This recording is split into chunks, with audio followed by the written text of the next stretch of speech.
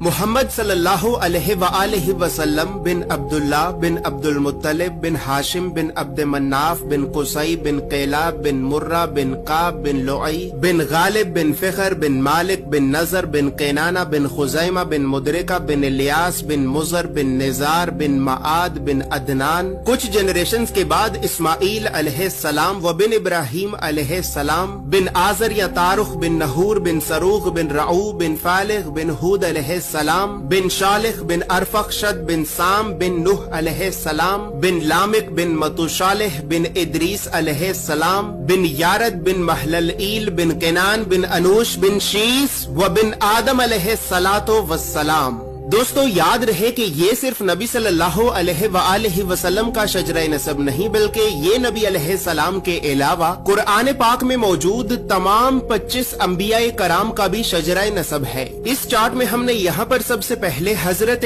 آدم علیہ السلام سے لے کر نبی صلی اللہ علیہ وآلہ وسلم تک تمام 25 انبیاء کرام کے ناموں کو ایک ترتیب کے ساتھ لکھا ہے اور پھر ہر نبی کا قرآن پاک میں کتنی مرتبہ نام لے کر ذکر کیا گیا ہے. ان تمام انبیاء کرام کو لوگوں کی ہدایت اور رہنمائی کرنے کے لیے جن علاقوں اور شہروں کی طرف بھیجا گیا تھا تو ہم نے اس چارٹ میں ان تمام علاقوں اور شہروں کے ناموں کو بھی لکھا ہے. اور سب سے خاص بات یہ ہے کہ یہاں پر ہم نے سبز رنگ سے نبیوں کے ناموں کو لکھا ہے اور سرخ رنگ سے رسولوں کے ناموں کو لکھا ہے تاکہ آپ کو بآسانی معلوم ہو سکے کہ ان 25 نبیوں میں سے نبی کون تھے اور رسول کون تھے. اس کے علاوہ اس چارٹ میں ہم نے اللہ رب العزت کے 99 صفاتی نام اور پھر ان ناموں کے نیچے ہم نے ڈیبیٹڈ پروفیٹس یعنی ان 10 نبیوں کے ناموں کو بھی لکھا ہے کہ جن 10 نبیوں کے نبی ہونے کے بارے میں تمام مسلمان علماء میں اختلاف پایا جاتا ہے کیونکہ ان 10 نبیوں کو قرآن پاک میں کہیں پر بھی نبی نہیں کہا گیا ہے. اس کے علاوہ چارٹ میں موجود سرخ رنگ 5 اولو العزم نبیوں کو ریپرزینٹ کرتا ہے جبکہ بلو کلر بنی اسرائیل کے نبیوں کو ریپرزینٹ کرتا ہے. اور اسی طرح 25 نبیوں میں سے 23 نبی ایسے بھی ہیں کہ جن کا ذکر قرآن کے علاوہ تورات زبور اور انجیل میں بھی موجود ہے.